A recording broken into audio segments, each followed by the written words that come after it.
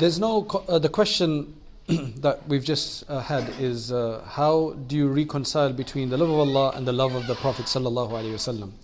And if you love the Prophet sallallahu alaihi wasallam more, then does that mean you love the Prophet sallallahu alaihi wasallam more than Allah? I'm just interpreting your question. There's absolutely no contradiction between the love of Allah and the love of the Prophet sallallahu alaihi wasallam. The love of the Prophet you do because he represents Allah subhanahu wa ta'ala's commands and beauty and the akhlaq of Allah subhanahu wa ta'ala, the Quran in this world. So it may just seem like you are targeting your love at the Prophet sallallahu alaihi wasallam more.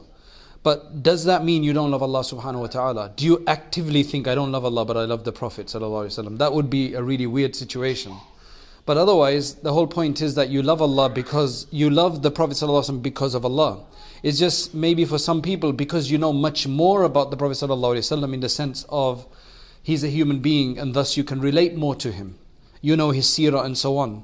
So because you know more about the Prophet, that's probably why you think you love Allah, you love the Prophet sallallahu alaihi wasallam more. But otherwise, if you start to learn about Allah more, then you will be able to target both of them with your love. Or you can say include both of them in a very equal form of love.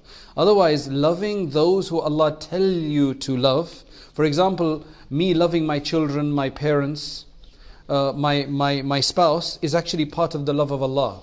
But if you love them for the sake of Allah, then it's like you love Allah subhanahu wa ta'ala as well. And that's why the ulama mention that if you have really experienced the true love of Allah, your love for those He tells you to love will actually increase in a higher form of love. It will no longer be a cheap form of love that is based on selfish desires.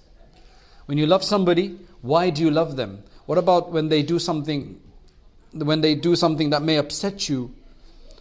Will that love be compromised? When you love somebody purely for the sake of Allah, then there'll be very few things that can actually harm that love, because your love is a very pure love for the sake of Allah. It's not a selfish love anymore.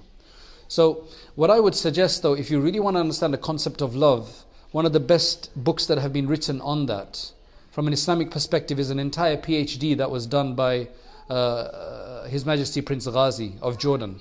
It's been published by the Islamic Tech Society, and you can probably find the book online as well on some Al Bayt Foundation maybe website or something. But it's a whole PhD on just what love is all about. It goes really deep.